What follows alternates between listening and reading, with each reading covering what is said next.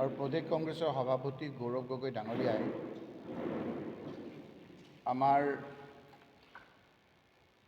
মিত্ৰজোঁটৰ সকলো সভাপতিৰ লগত কথা পাতি কেইবাখনো কমিটি কৰি দিছে। সেই কমিটিসমূহৰ কাম হ'ল যে প্ৰত্যেকখন জিলালৈ গৈ ষ্ট্ৰং ৰুমৰ এজেণ্টসকলক দেখা কৰিব আৰু ষ্ট্ৰং ৰুমৰ আৰু কাউণ্টিঙৰ বুজ ল'ব আৰু প্ৰত্যেকজন কেণ্ডিডেটৰ লগত মত বিনিময় কৰিব।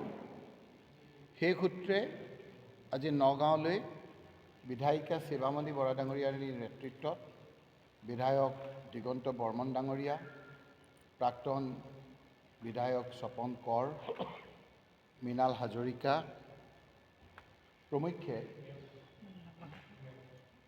আমাৰ নেত্ৰী প্ৰদেশ কংগ্ৰেছ মহিলা কংগ্ৰেছৰ সভানেত্ৰী মীৰা বৰঠাকুৰ ডাঙৰীয়াৰ নেতৃত্বত আজি নগাঁৱত আহি পদাৰ্পণ কৰিলে। সেই সূত্ৰে আমি আজি আমাৰ প্ৰাৰ্থীসকলক লগত লৈ সকলো প্ৰাৰ্থী 7টা সমষ্টিৰ 7জনৰ প্ৰাৰ্থীক লগত লৈ লগতে ময়ো আমাৰ 3টা ঠাইত বিশেষকৈ দশম school, government girls, government boys এই তিনিখন স্কুলত আমি সকলো নিয়ম মানি আমি যিসকল কেণ্ডিডেট নহয় সেই লোকসকল বাহিৰত থাকি যিসকল কেণ্ডিডেট আছে ভিতৰলৈ গৈ ষ্ট্ৰং ৰুমত থকা আমাৰ এজেণ্টসকলক বাহিৰলৈ মাতি আনি আমি বুজ লওঁ আৰু আমাৰ কেণ্ডিডেটসকলে দশম স্কুলত যেনেকৈ আমাৰ যি সমষ্টিৰ কাউণ্টিং হ'ব য'ৰ এজেণ্ট আছে তাত আমাৰ কেণ্ডিডেটসকল সোমাইছে।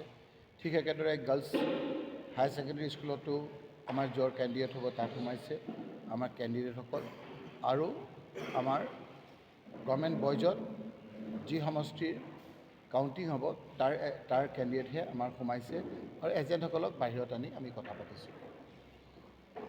ইয়াৰ প্ৰধান কাৰণ হ'ল যে কাউণ্টিঙৰ সময়ত যাতে সকলো নিৰপেক্ষ হৈ থাকে তাৰ এটা বুজ ল'বৰ কাৰণে আমাৰ আজি all India Congress committee Gaurav Gogoi ডাঙৰীয়া আৰু মিত্ৰজোঁটৰ লোকসকলে এই ব্যৱস্থা গ্ৰহণ কৰিছে। আমি আজি 29 তাৰিখ, আজি পশ্চিমবংগৰ নিৰ্বাচন শেষ হ'ব। আমি খবৰ পাইছোঁ যে হিমন্ত বিশ্ব শৰ্মা ডাঙৰীয়াই ক্ষমতা যোৱাৰ ভয়ত বিভিন্ন ধৰণৰ পদ্ধতি অৱলম্বন কৰিব পাৰে। পশ্চিমবংগৰ নিৰ্বাচন শেষ হোৱাৰ লগে লগে এক্সিট পোল আৰম্ভ হ'ব। এক্সিট পোল আৰম্ভ হোৱাৰ লগে লগে আমি উমান পোৱা মতে এনেকুৱা এটা পৰিৱেশৰ সৃষ্টি কৰিব বিচাৰিব যে আমাৰ কিছু তেওঁৰ কথা শুনা চেনেল বা বিভিন্ন মিডিয়াৰ যোগেদি যে আকৌ বিজেপি চৰকাৰ হ'ব, হিমন্ত বিশ্ব শৰ্মা মুখ্যমন্ত্ৰী হ'ব, এনেধৰণৰ এটা পৰিৱেশ সৃষ্টি কৰি অফিচাৰসকলক মানসিকভাৱে এটা হেঁচা দিয়াৰ পৰিকল্পনা কৰা বুলি আমি অনুমান পাইছোঁ।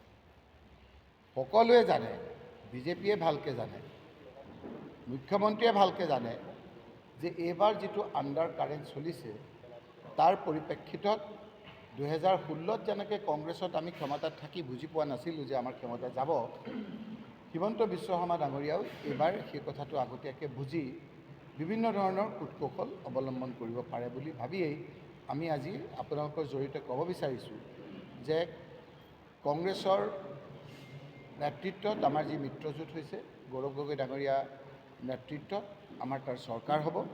এই কথাটো আমি কোৱা কথা নহয়। আমি যেতিয়া বিভিন্ন ভোট চেণ্টাৰৰ পৰা ভোট দি ওলাই আহিছোঁ, কোনোদিন কংগ্ৰেছক ভোট নিদিয়া লোকসকলে জয় জুবিন দা কৈ যেনেকৈ ওলাই আহিছে সেই কথাটোবিলাকেই আমাক আণ্ডাৰ কাৰেণ্টৰ কথাবিলাক সূচাইছিল। কিন্তু আমি এই কথা উমান পোৱা নাছিলোঁ যে হিমন্ত বিশ্ব শৰ্মা ডাঙৰীয়াক ইমান বেয়া পায় বিজেপি মানুহসকলে। আজি আপোনালোকে দেখিছে যে তেওঁলোকে মূৰটো বালিত সোমাই তেওঁলোকক দেখা নাই পোৱা বুলি ভাবে মানুহে। ইজনে সিজনৰ কথা ডিচিপ্লিন দল বুলি কয়। যিদৰে বিজেপিক আপোনাৰ যিবিলাক শব্দ সাধাৰণতে আমি নকওঁ, চিপৰাং মৰা আৰু কি শব্দবিলাক নহয়, কি কয়, গাদ্দাৰ কি এইবিলাক শব্দ মোৰ সেইবিলাকেই আমাৰ তেখেতেহে ক'ব পাৰে, আমাৰ জাহিজত তেওঁ এইবিলাক শব্দ কয়। সেইবিলাক এতিয়া তেওঁলোকৰ পয়োভৰ ঘটিছে। এইটো কেতিয়া ঘটে? যেতিয়া হাৰাৰ সময়ত এই কথাবিলাক কয়। গতিকে মই অনুৰোধ কৰিছোঁ আমাৰ কৰ্মীসকলক যে এই সময়খিনিত বিভিন্ন ধৰণৰ কূটকৌশল কৰিব, বিভিন্ন ধৰণেৰে আপোনাৰ তেওঁৰ পক্ষত থকা লোকসকলৰ সহায় ল'ব, কিন্তু আপোনালোকে জানে যে এই সময়খিনিত আমি সকলোৱে ঐক্যবদ্ধ হৈ নিৰপেক্ষভাৱে আমাৰ কাউণ্টিংটো হ'ব লাগিব।